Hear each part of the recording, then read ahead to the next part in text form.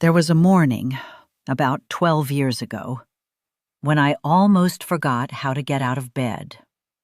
Not because my body hurt, but because my heart did. For 68 years, the first thing I heard every morning was my husband's voice. Sometimes he'd already be in the kitchen making coffee. Sometimes he'd gently whisper, "Morning, Gracie. Looks like God gave us another beautiful day." It's funny how something so ordinary can become the thing you miss the most. Not the anniversaries, not the holidays, just those quiet little mornings. The morning after we buried him, the house was so silent that I could hear the old clock in the hallway ticking. Tick, tick, tick. I remember sitting on the edge of my bed staring at his empty chair by the window. His slippers were still underneath it. His reading glasses were still resting on the little table beside it. Everything looked exactly the same, except nothing was the same. My name is Grace. I'm 104 years old. I've been blessed with a beautiful family, wonderful grandchildren, a cozy little home, and a marriage that lasted nearly 7 decades. People often ask me, "Grace, what's the hardest thing you've ever lived through?" They usually expect me to talk about illness, or money, or raising children. But the truth is, nothing prepared me for coming home to a house that no longer echoed with the footsteps of the man I'd loved for most of my life. For weeks, I moved through my days like someone walking through a thick morning fog. I'd make 1 cup of coffee instead of 2. I'd set 1 plate on the table instead of 2. Sometimes, without thinking, I'd start telling him something that had happened. Then, halfway through the sentence, I'd remember. And the silence would answer me instead. One evening, a few days before he passed, we were sitting on our porch watching the sunset. He reached over, took my hand, and squeezed it just the way he always had.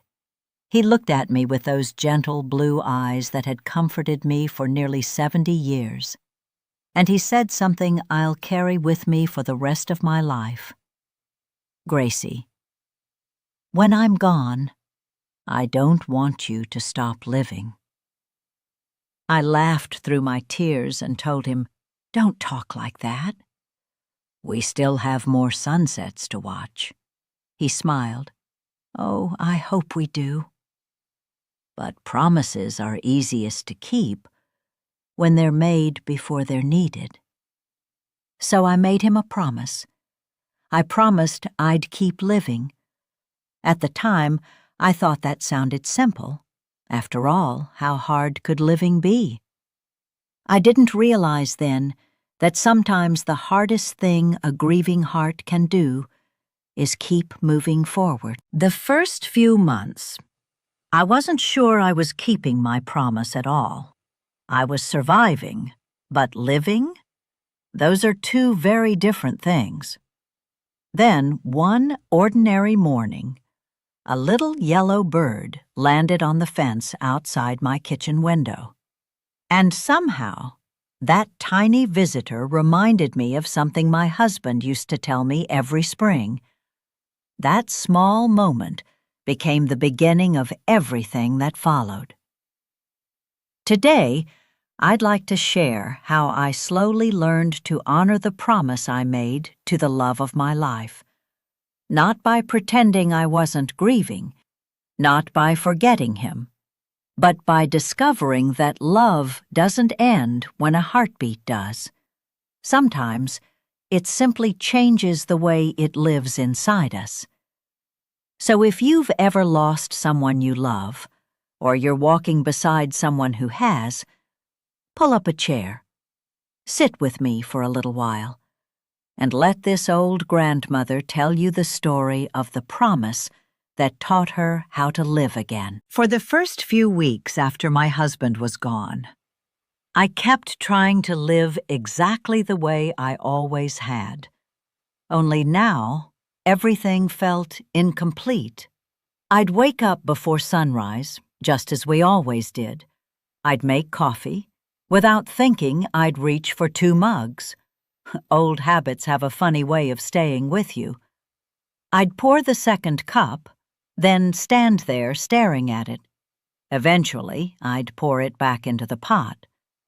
Those little moments hurt more than I expected, not because they were dramatic, but because they reminded me that love often hides inside the smallest routines.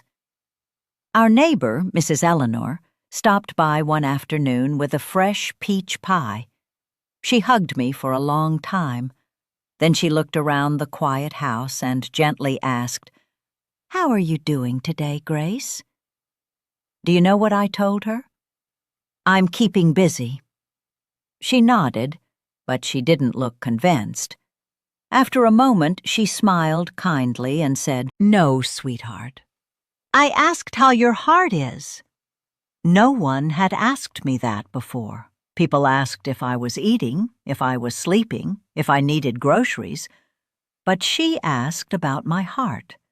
And suddenly, the tears I'd been trying so hard to hold back finally came. I cried harder that afternoon than I had at the funeral. Not because I was becoming weaker, but because I had finally stopped pretending I was stronger than I really was. That was the first lesson grief taught me. Healing doesn't begin when you stop crying. Healing begins when you stop hiding the tears. My husband used to tell me, "Grace, strong people aren't the ones who never fall apart. They're the ones who put themselves back together with God's help." At the time, I thought he was talking about difficult days. I didn't realize he was preparing me for the hardest season of my life.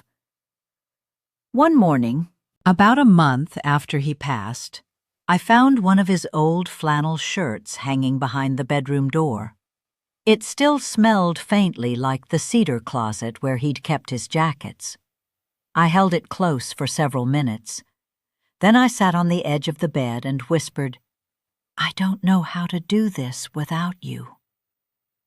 The room stayed perfectly quiet, but somehow, deep inside my heart, I remembered the promise I'd made on that porch. Don't stop living. Those 4 little words came back to me as clearly as if he'd spoken them that very morning. I realized something then. Keeping my promise didn't mean pretending I wasn't lonely. It didn't mean forcing myself to smile. And it certainly didn't mean forgetting the man I loved. It simply meant taking one small step, even on the days when I wanted to stay still. So that morning, I did one very ordinary thing. I opened the front door. I stepped outside, and I walked to the little garden we had planted together years before. I had no idea that tiny walk would become the beginning of a brand new chapter in my life. That little garden had been ours for nearly 40 years. My husband always planted the tomatoes. I always planted the flowers. He used to tease me and say, "Grace, flowers don't fill your stomach." And I'd tease him right back, "No, but they feed the soul." Every spring we'd work side by side. He'd dig the holes. I'd carefully place each little plant into the ground. Neither of us realized we were planting memories along with those flowers. The morning I walked out there by myself, everything looked exactly as he'd left it. The little wooden bench he built with his own hands, the old watering can with the dent in the side. Even his gardening gloves were still hanging from a nail inside the shed. I sat down on that bench, and for the first time in weeks, I didn't ask, "Why did this happen?" Instead, I quietly asked, what would make him smile if he could see me today? The answer came almost immediately. He'd tell me to water the flowers. That man believed almost every problem in life looked a little smaller after you'd spent time in the garden. So I picked up the watering can. It felt heavier than I remembered. Not because it weighed more, because I was carrying it alone. I slowly walked from flower to flower, talking out loud the whole time. Can you believe that? If anyone had been watching, they probably would have thought that old Grace had finally lost her mind. But I wasn't talking to myself. I was talking to him. I told him the roses were blooming beautifully. I complained that the squirrels were stealing tomatoes again. I even laughed while telling him our youngest great-grandson had somehow managed to put his shoes on backwards, and insisted they were more comfortable that way. When I finally finished watering the garden, something inside me had changed. The grief was still there. The loneliness hadn't disappeared. But for the first time, I didn't feel completely stuck. That's when I began to understand something. Love doesn't disappear when someone dies. It simply changes its address. Instead of sitting across the breakfast table, it begins living inside your memories, inside your habits, inside the little lessons they left behind. Every time I folded a blanket the way my husband taught me, he was there. Every time I fixed a squeaky cabinet because I'd watched him do it 100 times, he was there. Every time I chose kindness instead of anger, I heard his voice reminding me, Grace. People are usually fighting battles you can't see. One afternoon, my granddaughter noticed I'd started smiling a little more. She wrapped her arms around me and whispered, Grandma, I think Grandpa would be proud of you. Those words brought tears to my eyes. Not tears of heartbreak this time, tears of gratitude. Because I realized something beautiful. Keeping my promise didn't mean living without him. It meant living because of everything he had given me. That realization changed more than my mornings. It changed the way I looked at every single day that followed. And it all began with one small decision I made every evening before I went to bed. A decision that slowly taught my heart how to hope again. Every evening, before I went to bed, I started asking myself one simple question. What did I do today that would have made him smile? Some evenings, the answer was something very small. I remembered to eat a proper lunch. I called our daughter. I watered the roses. I laughed at something the grandchildren said. Other days, I'd sit there quietly and think, I made it through today. And somehow, that was enough.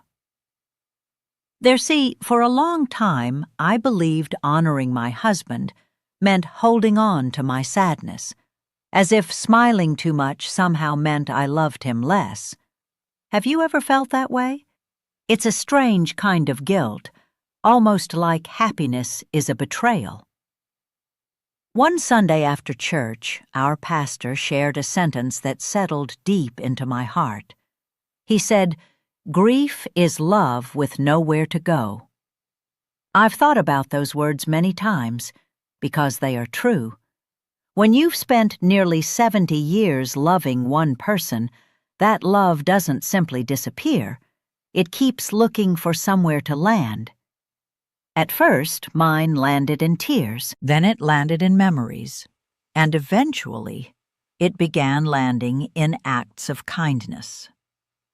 I started baking bread again, not because my husband was there to eat it, but because he'd always loved the smell of fresh bread filling the house. I began knitting little blankets for the church nursery, not because I needed another project, but because he always believed that love should keep moving through our hands. One afternoon, I found an old note he'd tucked inside his Bible years earlier. His handwriting had become a little shaky toward the end of his life, but I recognized every letter. It simply read, "Be thankful for ordinary days." That was all. No long speech, no grand advice, just one little sentence. I slipped that note into my own Bible. It's still there today. Whenever life feels heavy, I read it again, and somehow it always brings me back to what truly matters. You know, people sometimes ask me, "Grace, did you ever get over losing him?" I always answer the same way. No. I learned to grow around it. There's a difference. Some losses never become smaller, but our hearts become stronger. Like a tree growing around an old scar in its trunk. The scar remains, but the tree keeps reaching toward the sunlight. I think people do too. These days, when I set one plate on the table instead of two, I don't only notice who's missing, I also remember how blessed I was to have shared so many meals with him in the first place. Gratitude has a remarkable way of sitting beside grief. Not replacing it, simply keeping it company. If you're grieving someone today, please don't let anyone rush your healing. There isn't a calendar for love. There isn't a finish line for missing someone. Some mornings will still feel heavy. Some anniversaries will still bring tears. That's not weakness, that's love continuing to remember. But there is one final lesson my husband unknowingly gave me. It's the lesson that has carried me through these last 12 years, and it's the reason I can still smile, even when I miss him every single day. The greatest lesson my husband ever taught me wasn't something he said, it was something he lived. You see, for all the years we were married, he never rushed through life. If one of the grandchildren wanted to show him a drawing, he stopped what he was doing. If a neighbor needed help fixing a fence, he'd grab his toolbox before they even finished asking. If I wanted to sit on the porch and watch the sunset, he never once said, "I'm too busy." Looking back, I realize he understood something I was still learning. Life isn't measured by how much we accomplish. It's measured by how much love we leave behind. A few months ago, our youngest great-granddaughter climbed into my lap. She couldn't have been more than 6 years old. She looked up at the old wedding photograph sitting on my bookshelf and asked, "Grandma, who's that handsome man?" I laughed. "That's your great-grandpa." She studied the picture for a moment before asking, "Do you still love him?" Such a simple question, and yet it reached places inside my heart that words rarely touch. I smiled and answered, "Sweetheart, I always will." Then she tilted her little head and asked something I'll never forget. "Then why aren't you sad all the time?" Children have a beautiful way of asking the questions adults are afraid to ask. I held her little hand and said, "Because your great-grandpa spent his whole life teaching me how beautiful life is." "If I spent every day hiding from it, I wouldn't be honoring him. I'd be forgetting the greatest gift he ever gave me." She thought about that for a moment. Then she wrapped her tiny arms around my neck and whispered, "I think he'd like seeing you smile." So do I. Every time I laugh with my grandchildren, I honor him. Every flower I plant, I honor him. Every loaf of bread I bake, every birthday I celebrate, every sunrise I stop to admire, I honor him. Because those are the very things we loved doing together. Love was never meant to end with goodbye. It was meant to continue in the way we choose to live. If you're watching this today and you've recently lost the person who shared your life, please hear these words from someone who's walked that road. Don't be afraid to laugh again. Don't feel guilty when you catch yourself smiling. Don't apologize for finding joy. Joy doesn't erase love. It reflects it. The people who truly loved us rarely wanted us to spend the rest of our lives drowning in sorrow. They wanted us to keep living, to keep loving, to keep noticing beautiful sunsets, to keep telling family stories around the dinner table, to keep making the recipes they loved, to keep planting gardens we'll never fully see bloom.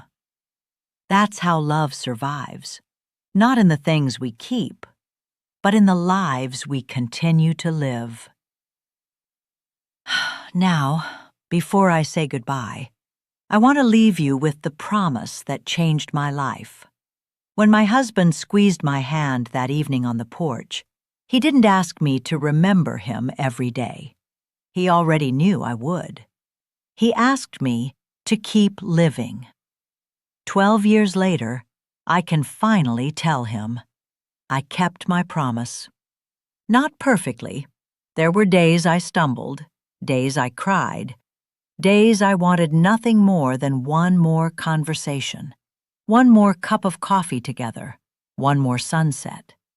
But little by little, one sunrise at a time, I found my way back to life. So today, if you're carrying grief, take just one small step.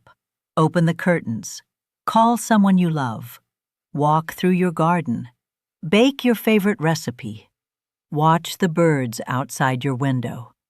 You don't have to heal all at once. You simply have to keep living. One beautiful, ordinary day at a time. Before I go, I'd love to know who is someone you'll always carry in your heart. If you'd like to honor them, tell me their first name in the comments. Tonight, when I read your messages, I'll say a little prayer for every name I see, because love like that deserves to be remembered. Thank you for sitting with me today. May God comfort every grieving heart. May He give you strength for tomorrow. And may you never forget the greatest way to honor the people we love is to keep living the life they hoped we'd have. Until next time, take gentle care of your heart, and don't be afraid to keep living.